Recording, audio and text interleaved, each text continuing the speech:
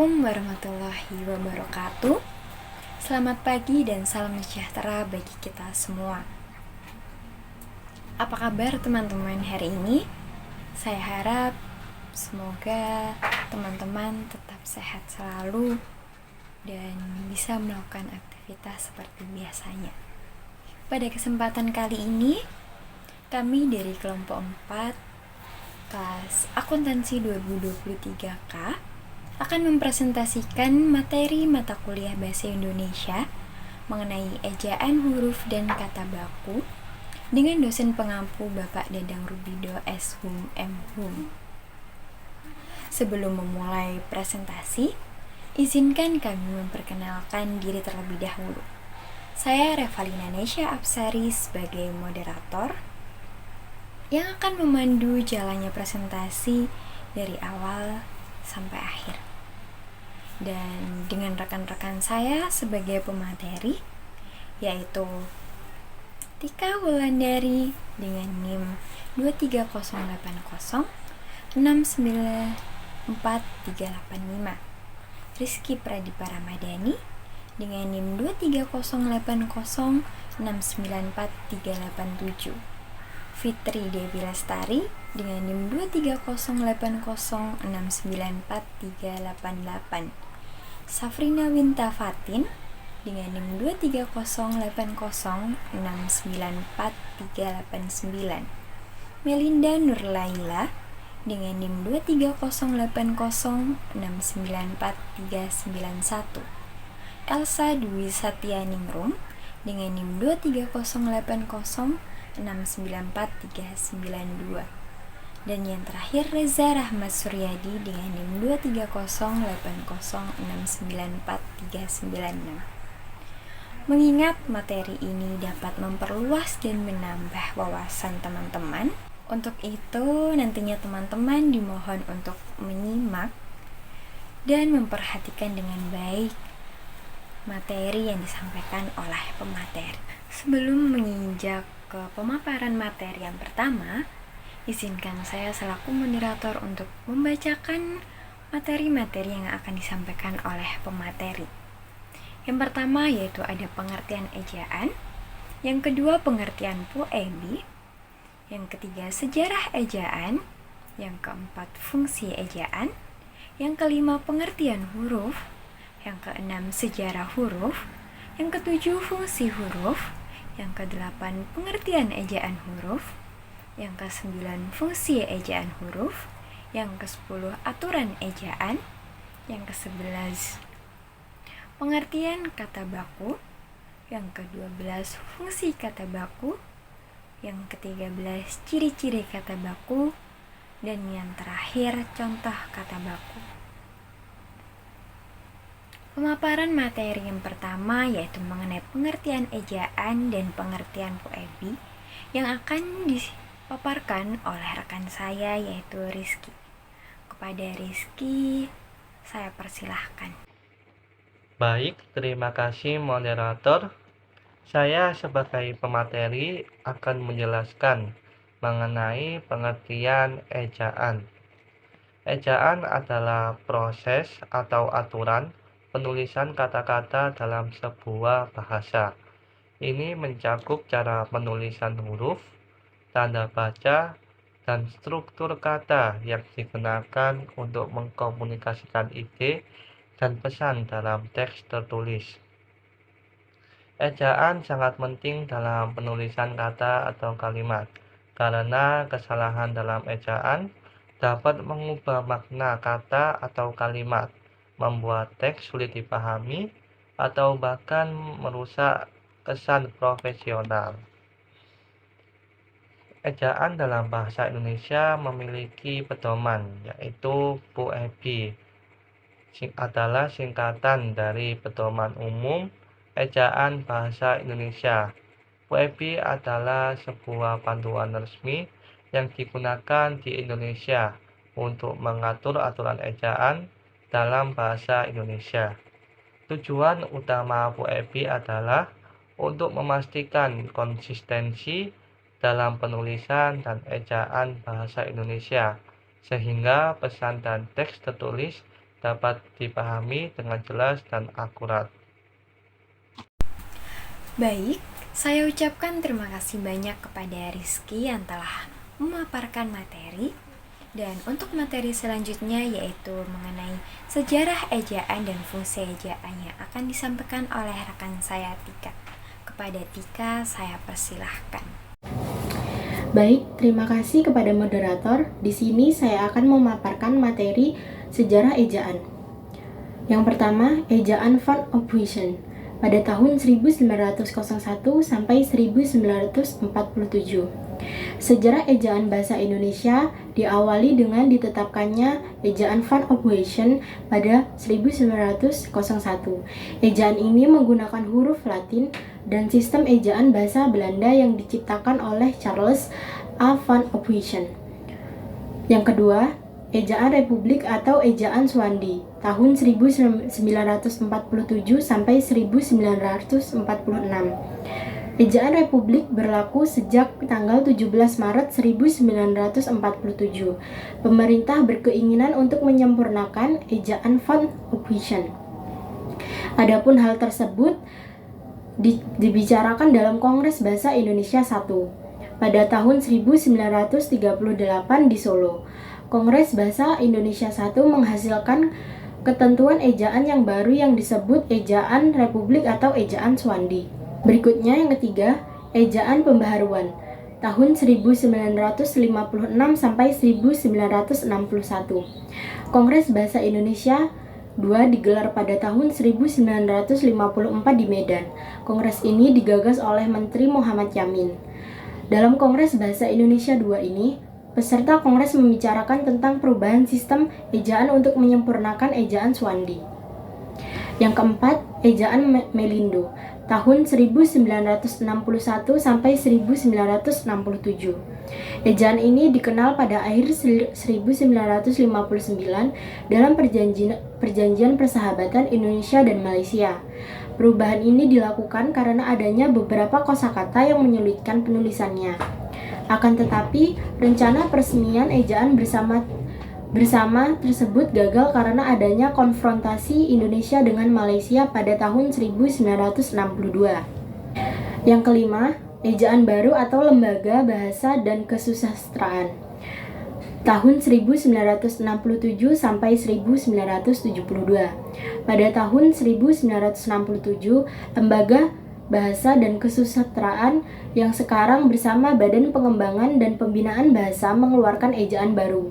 Pembaruan ejaan ini merupakan kelanjutan dari ejaan Melindo yang gagal diresmikan pada saat itu. Yang keenam, ejaan Bahasa Indonesia yang disempurnakan atau EYD pada tahun 1972 sampai 2015. Ejaan Bahasa Indonesia yang disempurnakan berlaku sejak 23 Mei 1972 hingga 2015 pada masa Menteri Mashuri Soleh. Ejaan ini menggantikan ejaan Swandi yang berlaku sebelumnya. Ejaan Bahasa Indonesia yang disempurnakan ini mengalami 2 kali perbaikan pada tahun 1987 dan 2009. Dan yang terakhir, 7. Ejaan Bahasa Indonesia tahun 2015 sampai sekarang. Pemerintah terus mengupayakan pembenahan terhadap ejaan Bahasa Indonesia melalui Badan Pengembangan dan Pembinaan Bahasa Indonesia. Pasalnya, pemerintah meyakini bahwa ejaan merupakan salah satu aspek penting dalam pemakaian bahasa Indonesia yang benar.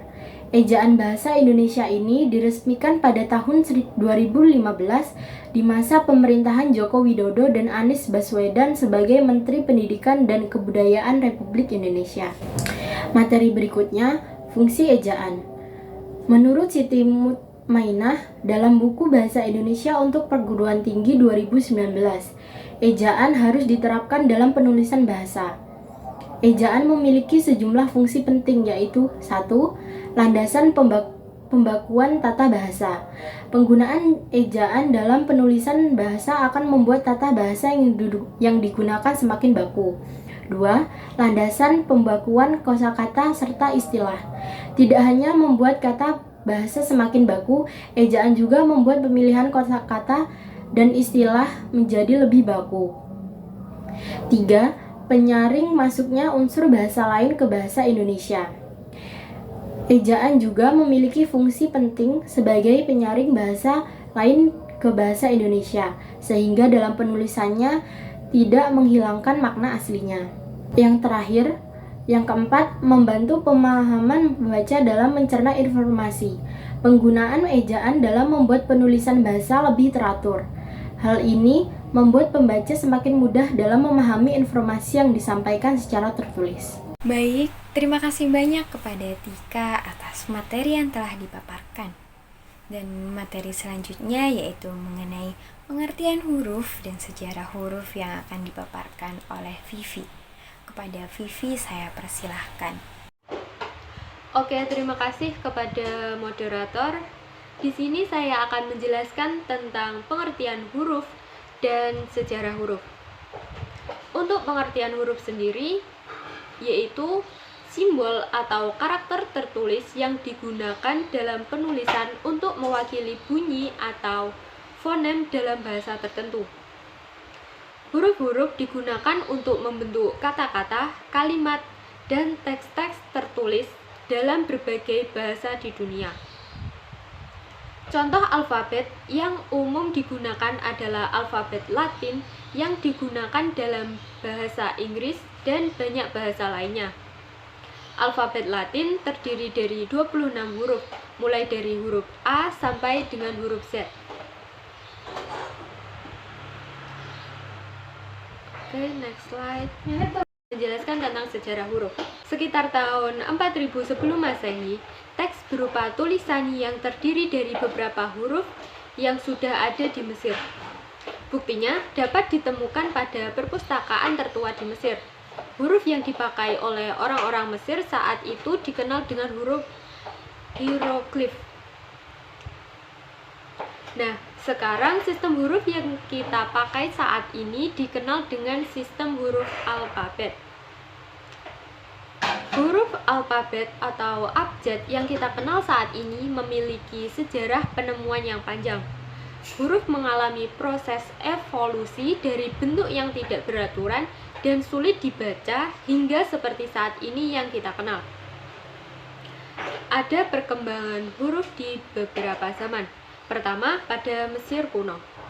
Sekitar tahun 3100 sebelum Masehi, bangsa Mesir berkomunikasi menggunakan piktograf yang berupa simbol-simbol gambaran objek.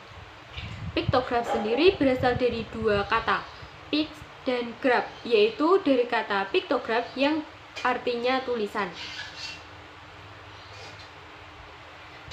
Yang kedua, pada zaman Mesir purba.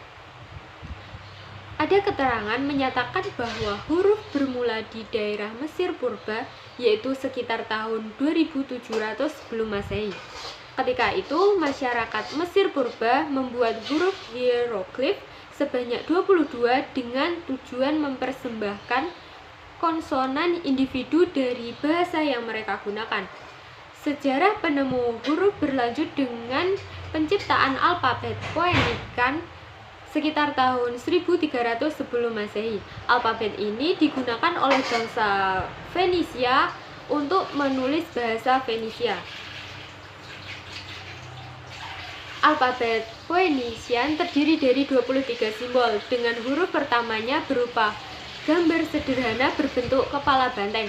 Kata tersebutlah yang menjadi cikal bakal huruf A seperti yang kita ketahui saat ini. Yang ketiga yaitu huruf Tionghoa dan Sanskrit huruf Tionghoa. Huruf Tionghoa dan Sanskrit huruf Tionghoa di Cina ini mulai dikembangkan sejak abad ke-14 sebelum Masehi. Setiap tanda atau huruf yang mereka kembangkan memiliki arti sebuah kata. Sedangkan di India, huruf yang dikenal dengan istilah Sanskrit juga berkembang sekitar abad ke-14 sebelum Masehi. Yang keempat, yaitu perkembangan alfabet di bangsa Yunani. Bangsa Yunani mengadaptasi sistem alfabet ke dalam struktur anatomi huruf yang bentuknya lebih teratur dan geometris. Perubahan paling baik pada masa ini adalah penerapan pola pembaca yang semula dari arah kanan ke kiri menjadi arah kiri ke kanan. Dan yang terakhir adalah perkembangan alfabet di bangsa Romawi. Perkembangan alfabet semakin berkembang pesat pada bangsa Romawi. Alfabet diubah menjadi bentuk huruf Roman atau huruf Latin yang kita kenal saat ini. Sejarahnya saat itu puncak perkembangan tipografi terjadi di Roma pada abad ke-8 sebelum Masehi, ketika orang Romawi mulai membentuk kekuasaannya. Terima kasih. Saya ucapkan terima kasih kepada Vivi dan menginjak materi selanjutnya, yaitu mengenai fungsi huruf dan pengertian ejaan huruf yang akan disampaikan oleh Winta. Kepada Winta saya persilahkan. Saya akan menjelaskan mengenai fungsi huruf dan pengertian ejaan huruf. Baik, untuk fungsi huruf yang pertama adalah membantu manusia dalam berkomunikasi antara satu sama lain. Huruf merupakan bagian pembentuk kata yang akan membentuk suatu bahasa.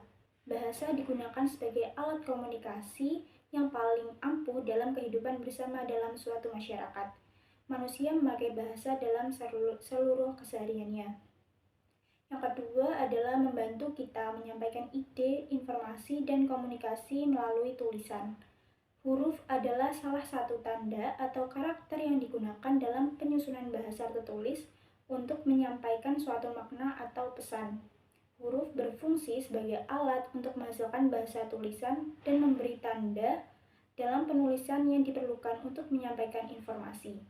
Selain itu, huruf juga membantu kita dalam membaca dan menerjemahkan suatu teks atau bahasa tertentu, serta untuk memberikan tanda pengenalan bagi orang-orang yang menggunakannya, seperti huruf abjad yang berfungsi sebagai alat untuk menyusun kata dan frasa. Yang ketiga adalah digunakan untuk merespon, merekam, dan mengolah informasi melalui media elektronik atau cetak. Salah satu contoh penggunaan huruf dalam media elektronik adalah tipografi. Tipografi sendiri merupakan teknik dalam mengatur huruf dan teks agar menarik serta mudah dimengerti oleh pembaca baik cetak maupun digital. Yang keempat, digunakan untuk menghasilkan dokumen, menulis artikel, menulis buku, dan merancang konsep desain visual. Huruf yang dituangkan dalam tulisan dapat melahirkan pikiran atau perasaan, seperti membuat artikel, membuat surat, atau membuat buku. Menulis berarti menuangkan ide si penulis ke dalam bentuk tulisan, sehingga maksud penulis dapat diketahui banyak orang melalui tulisan yang dituliskan, sehingga huruf sangat berperan penting dalam membuat tulisan. Untuk pengertian ejaan huruf, ejaan huruf adalah proses atau tindakan menulis atau melafalkan kata-kata dengan benar berdasarkan aturan dan konvensi yang berlaku dalam bahasa tertentu. Ini melibatkan penggunaan huruf-huruf dalam alfabet untuk membentuk kata-kata dan frasa yang dapat dipahami oleh pembaca dan pendengar. Terima kasih banyak kepada Winta atas materi yang telah dipaparkan.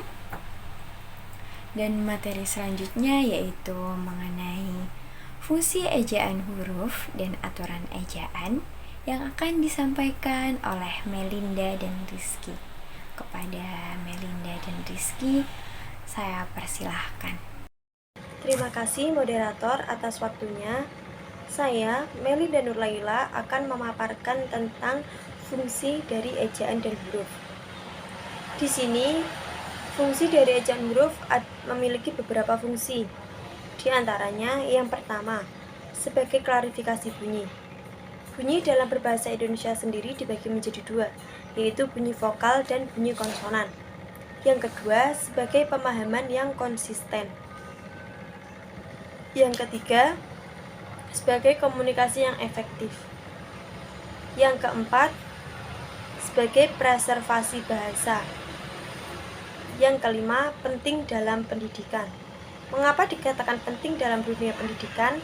Karena dalam penulisan bahasa Indonesia yang sesuai dengan Kamus Besar Bahasa Indonesia, kita harus dapat menggunakan ejaan dan huruf yang baik dan benar agar sesuai aturan dalam berbahasa Indonesia.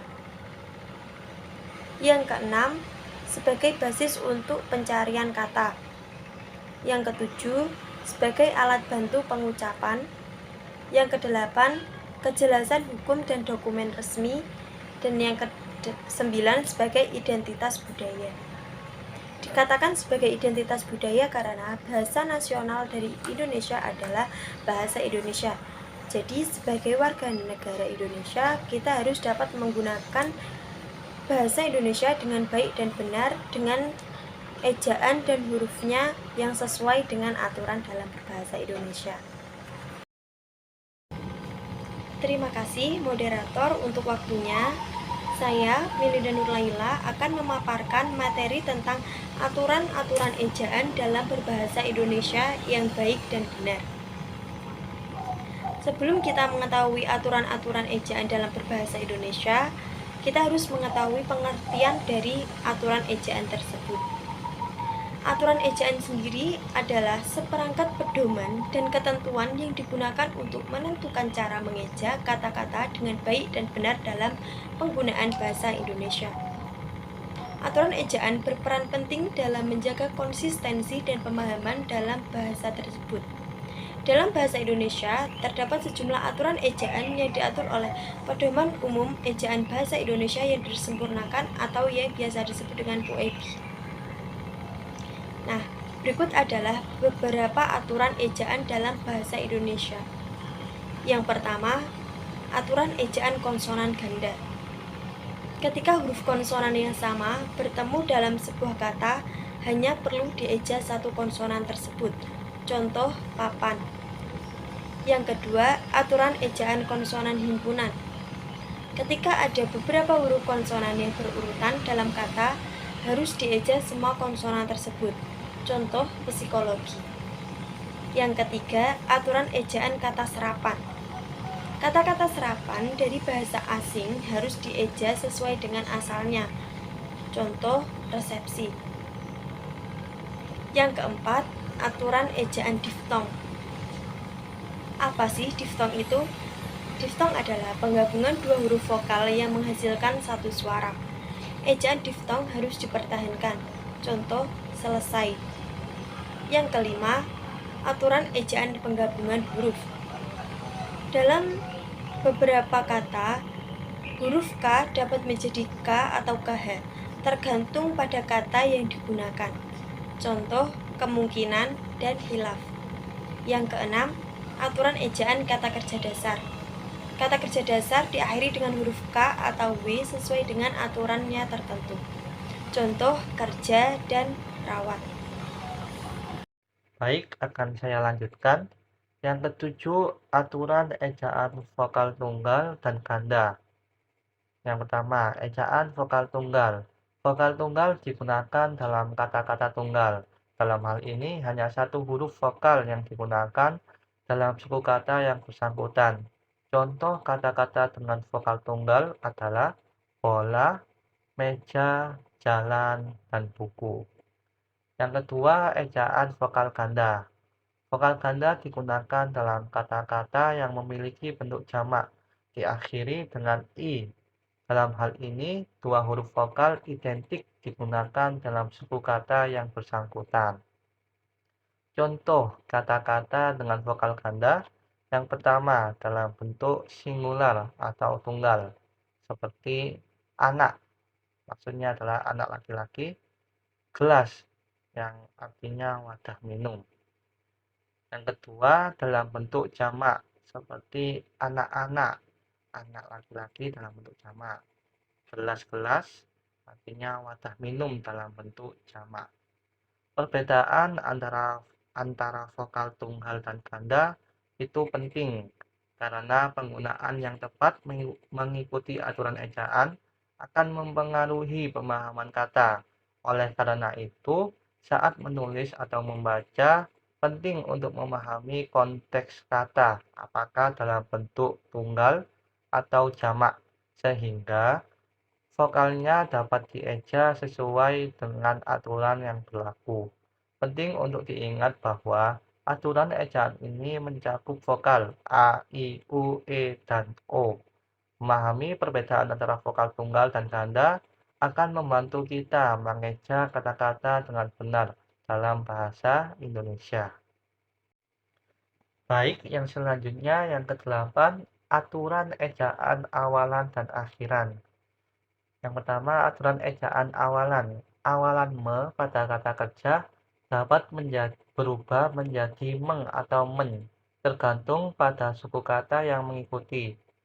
Contohnya, yang pertama, menulis bukan mengulis, karena kata tulis dimulai dengan huruf T. Contoh yang kedua, mengambil bukan menambil, karena kata ambil dimulai dengan huruf A. Yang kedua, aturan ejaan akhiran. Akhiran pada kata juga bisa berubah sesuai dengan konteks dan kata yang digunakan. Contohnya, yang pertama, kerja bukan kerja atau KERJA, karena akhiran kata kerja adalah K. Contoh yang kedua, rawat bukan rawat atau RAWATH, karena akhiran kata rawat adalah T.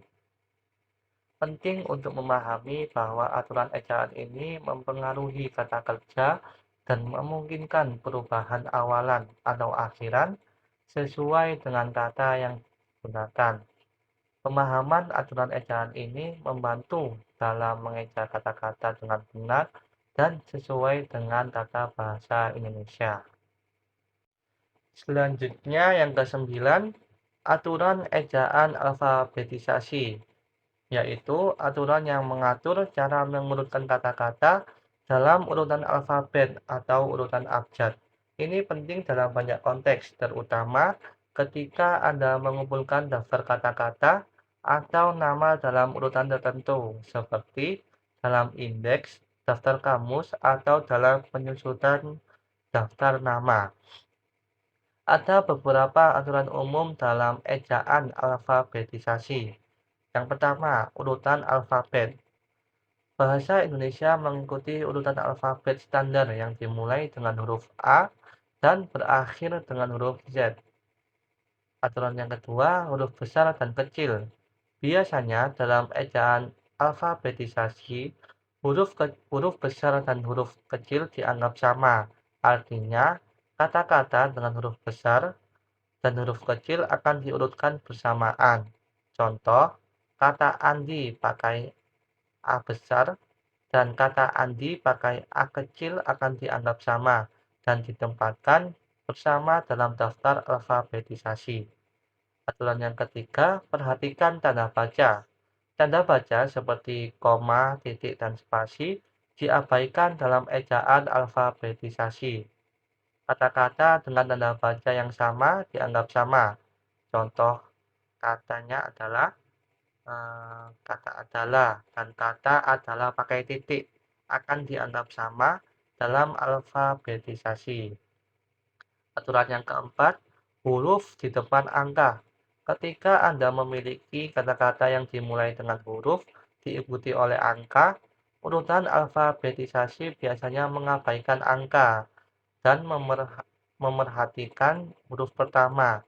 Contoh, A1, A2, dan A3 akan diurutkan bersamaan berdasarkan huruf A.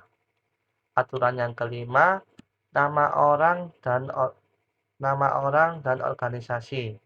Nama orang biasanya diurutkan berdasarkan nama belakang, sedangkan nama organisasi biasanya diurutkan berdasarkan nama organisasi itu sendiri. Contoh nama orang, Rizky Pradipa akan diurutkan berdasarkan kata Pradipa. Sedangkan contoh nama organisasi seperti Pemuda Tangguh akan diurutkan berdasarkan kata Pemuda Tangguh. Selanjutnya aturan yang keenam, karakter khusus. Karakter khusus atau simbol seperti akeong biasanya diabaikan dalam alfabetisasi, kecuali jika ada aturan khusus yang menentukan cara mengurutkan kata-kata yang mengandung karakter khusus. Nah, penting untuk diingat bahwa aturan ejaan alfabetisasi bisa sedikit bervariasi tergantung pada konteks tertentu, seperti dalam penyusunan daftar nama atau indeks yang memiliki pedoman sendiri. Namun, prinsip-prinsip dasar di atas biasanya berlaku dalam banyak kasus. Ejaan alfabetisasi membantu orang untuk dengan mudah mencari atau mengacu pada kata-kata atau nama dalam urutan tertentu. Selanjutnya yang ke-10, aturan penggunaan kapitalisasi dalam aturan ejaan huruf adalah seperangkat pedoman yang mengatur kapan huruf kapital, huruf besar, digunakan dalam teks tertulis. Aturan ini membantu untuk memberikan struktur dan makna dalam tulisan, serta membedakan antara jenis kata atau frasa yang berbeda. Berikut adalah beberapa aturan umum penggunaan kapitalisasi dalam bahasa Indonesia. Yang pertama, huruf kapital untuk awal kalimat. Huruf kapital digunakan untuk huruf pertama dalam kalimat. Yang kedua, huruf kapital untuk nama diri. Huruf kapital digunakan untuk huruf pertama dalam nama diri orang, tempat, dan organisasi. Yang ketiga, huruf kapital untuk judul. Dalam judul buku, artikel, film, atau karya seni lainnya, huruf kapital digunakan untuk huruf pertama setiap kata utama dalam judul. Yang keempat, huruf kapital untuk gelar atau posisi. Gelar, jabatan, atau posisi tertentu diikuti oleh nama orang biasanya menggunakan huruf kapital. Yang kelima, huruf kapital dalam akronim. Semua huruf dalam akronim biasanya ditulis dalam huruf kapital. Yang keenam, huruf kapital untuk hari dan bulan. Hari dalam seminggu dan bulan dalam setahun menggunakan huruf kapital. Yang ketujuh, huruf kapital untuk singkatan khusus. Beberapa singkatan atau singkatan khusus mungkin menggunakan huruf kapital. Yang kedelapan, huruf kapital untuk nama-nama geografis. Nama-nama geografis seperti sungai, gunung, dan danau biasanya menggunakan huruf kapital. Yang kesembilan, huruf kapital dalam kutipan langsung. Ketika Anda mengutip langsung perkataan seseorang dalam teks, huruf kapital digunakan untuk huruf pertama, kata pertama dalam kutipan. Penting untuk diingat bahwa penggunaan huruf kapital harus konsisten dan sesuai dengan aturan ejaan yang berlaku dalam bahasa Indonesia. Kesalahan dalam penggunaan huruf kapital dapat mempengaruhi pemahaman dan tampilan tulisan. Selanjutnya yang ke-11, aturan ejaan tanda baca adalah pedoman yang mengatur penggunaan dan penempatan tanda baca dalam teks tertulis. Tujuannya adalah untuk memberikan struktur, makna, dan pemahaman yang jelas dalam tulisan. Berikut adalah beberapa aturan umum untuk penggunaan tanda baca dalam bahasa Indonesia. Yang pertama, tanda titik. Titik digunakan untuk mengakhiri kalimat. Setiap kalimat yang lengkap harus diakhiri dengan tanda titik. Titik juga digunakan dalam singkatan. Yang kedua, tanda koma. Koma digunakan untuk memisahkan unsur dalam daftar. Koma juga digunakan untuk memisahkan klausa dalam kalimat yang panjang. Koma juga digunakan untuk memisahkan kata-kata dalam kalimat yang menyatakan waktu atau tempat.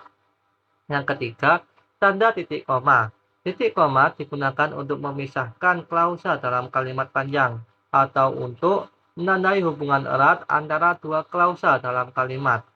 Yang keempat, tanda titik dua. Titik dua digunakan untuk memperkenalkan kutipan langsung atau untuk mengarahkan perhatian pembaca pada informasi yang akan disajikan. Titik dua juga digunakan dalam daftar atau penjelasan. Yang kelima, tanda tanya. Tanda tanya digunakan pada akhir kalimat pertanyaan. Dalam kalimat langsung yang mengandung pertanyaan, tanda tanya ditempatkan sebelum tanda kutip. Yang keenam, tanda seru. Tanda seru digunakan untuk mengekspresikan perasaan kegembiraan, keterkejutan, atau ketegangan. Tanda seru juga digunakan dalam kalimat perintah atau permintaan yang kuat. Yang ketujuh, tanda hubung. Tanda hubung digunakan untuk menggabungkan kata atau untuk menghubungkan dua kata atau frasa yang berhubungan. Tanda hubung juga digunakan untuk menghubungkan suku kata dalam kata yang terbagi antara baris dalam teks tertulis. Yang kedelapan, tanda kurung. Tanda kurung digunakan untuk menambahkan informasi tambahan yang bersifat opsional atau penjelasan dalam kalimat. Yang kesembilan, tanda petik. Tanda petik digunakan untuk mengapit kutipan langsung. Tanda petik tunggal biasanya digunakan dalam tanda kutip yang ada di dalam tanda kutip ganda. Yang ke-10, tanda gabung. Tanda garis miring atau tanda gabung digunakan untuk menyatakan alternatif atau opsi.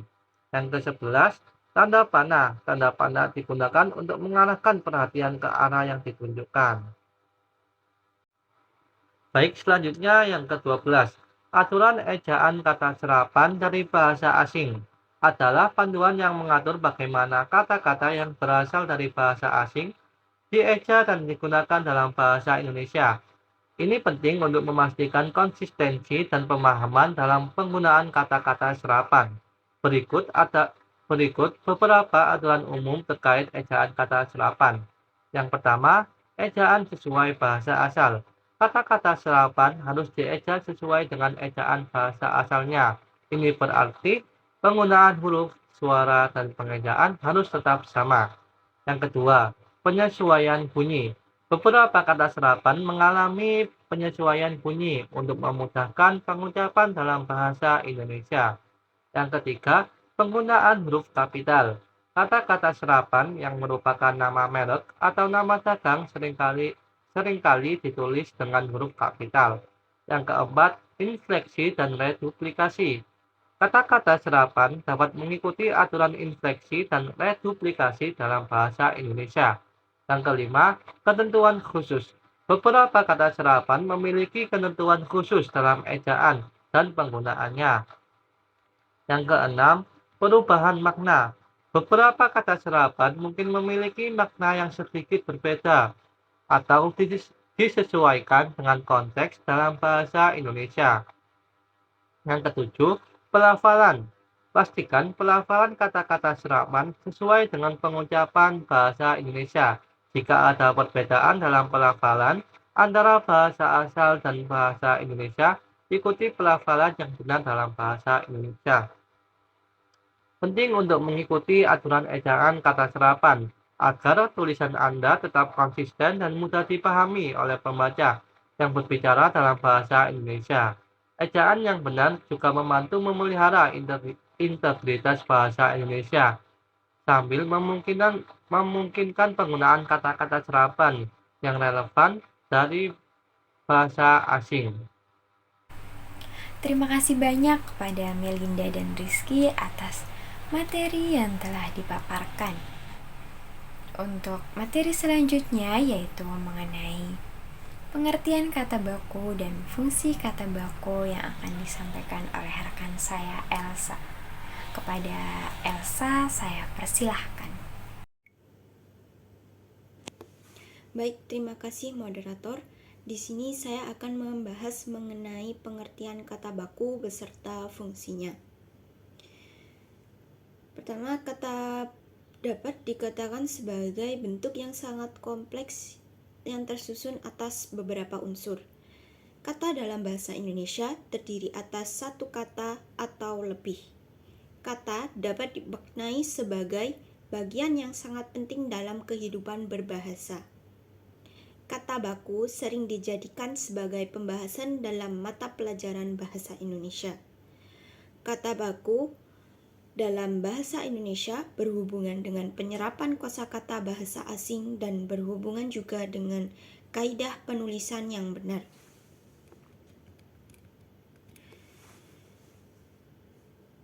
Kata baku digunakan sesuai dengan kaidah bahasa Indonesia yang telah ditentukan.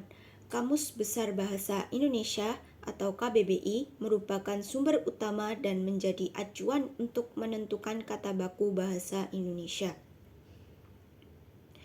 Penggunaan kata baku dihadapkan kepada dua ragam, yaitu ragam resmi dan tidak resmi. Ragam resmi merupakan keadaan atau situasi yang bersifat formal seperti penulisan karya ilmiah, pidato kenegaraan, dan lain-lain.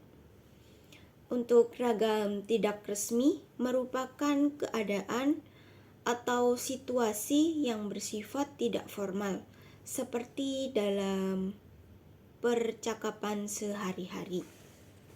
Dan kata baku adalah kata-kata yang lazim digunakan dalam situasi formal ataupun resmi yang penulisannya sesuai dengan kaidah-kaidah yang ditentukan. Untuk fungsi kata baku tersendiri, antara lain yang pertama sebagai pemersatu. Kata baku dapat digunakan untuk mempersatukan berbagai kelompok masyarakat dalam suatu kesatuan penutur bahasa, seperti yang tertuang dalam Sumpah Pemuda yang berbunyi, "Kami, putra dan putri Indonesia, menjunjung bahasa persatuan bahasa Indonesia." Yang kedua, memberi kekhasan. Menggunakan kata baku baik secara lisan maupun tulisan, menunjukkan ciri khas seorang penutur bahasa Indonesia, mengingat sebagian besar masyarakat masih menggunakan kata tidak baku dalam percakapan sehari-harinya. Kemudian yang ketiga, meningkatkan kewibawaan. Dalam konstruksi masyarakat Indonesia, yang mau tidak mau harus menggunakan kosakata baku, karena dalam percakapan dapat meningkatkan kewibawaan dan mengangkat status sosial penutur di mata masyarakat awam.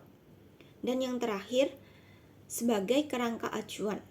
Kosakata baku adalah sebuah kerangka acuan atau tolak ukur dalam berbahasa yang baik dan benar sesuai dengan KBBI dan PUBI sebagai acuan tertinggi dalam bahasa Indonesia.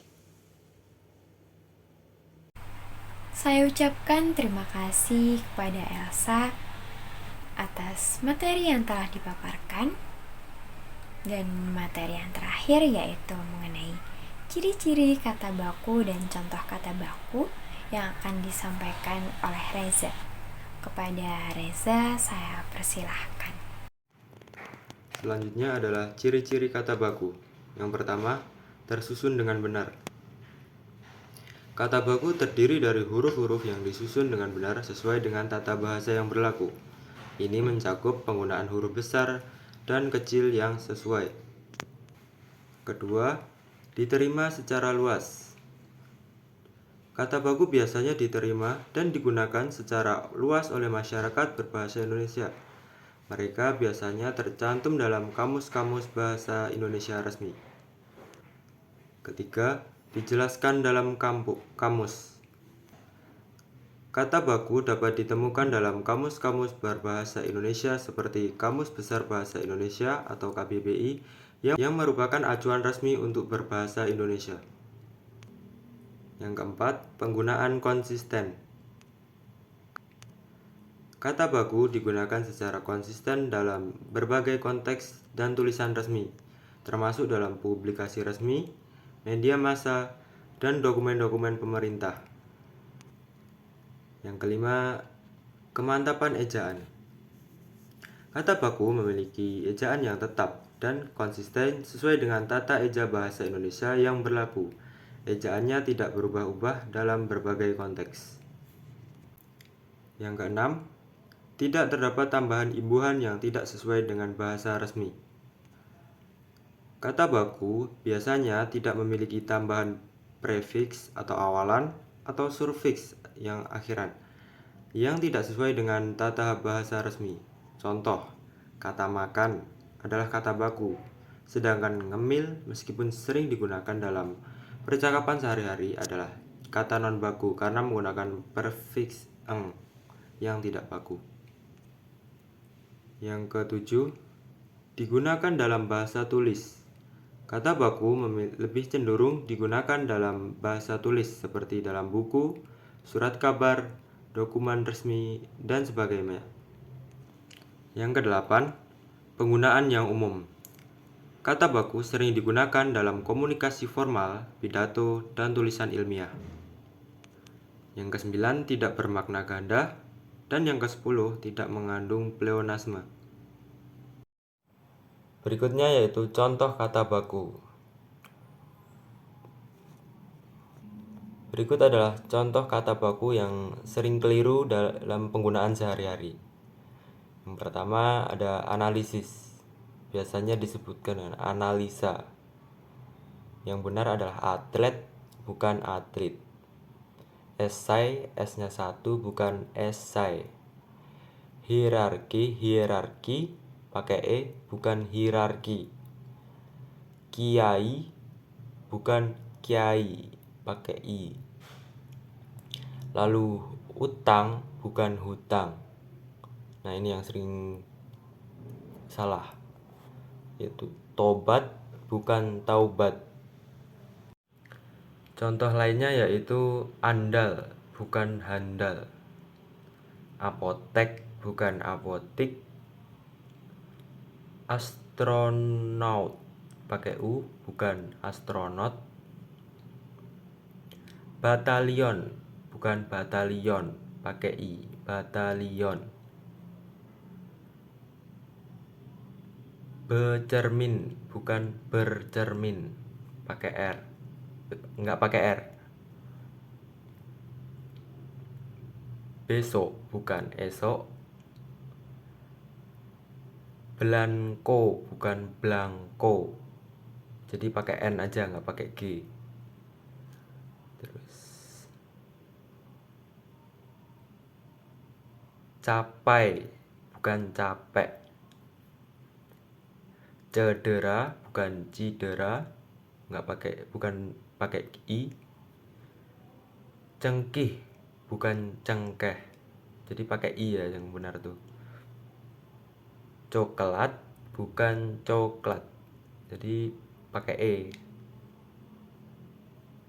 Desain, bukan desaing, bukan desagin. Diagnosis, bukan diagnosa. Foto, bukan foto, jadi pakai F. Foto, bukan PHOTO, bukan foto aja. Gua, bukan goa, jadi yang benar itu pakai U. Imbau, bukan himbau.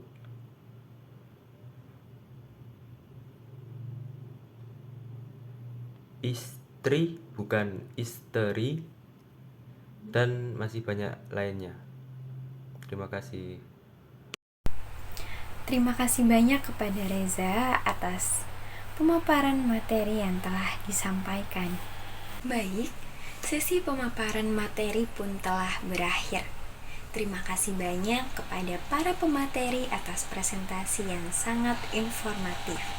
Kami juga ingin mengucapkan terima kasih banyak kepada teman-teman yang telah menyimak dan memperhatikan presentasi kami. Sebelum kami mengakhiri sesi ini, izinkan saya menyampaikan kesimpulan dari presentasi yang disampaikan. Kesimpulan tersebut yaitu penggunaan ejaan yang benar sangatlah penting dalam berkomunikasi. Ejaan huruf dan kata baku membantu menjaga kualitas bahasa yang jelas dan efektif, serta menghindari kesalahpahaman dalam berkomunikasi. Dengan memahami dan mengikuti aturan ejaan yang benar, kita dapat meningkatkan kemampuan berbahasa dan menunjukkan penghargaan atas bahasa yang digunakan. Cukup sekian dari kami, semoga apa yang kami sampaikan bermanfaat untuk teman-teman semua. Saya Nesya selaku moderator pamit undur diri. Mohon maaf bila ada kesalahan kata ataupun perbuatan, baik disengaja ataupun tidak disengaja. Saya akhiri, wassalamualaikum warahmatullahi wabarakatuh.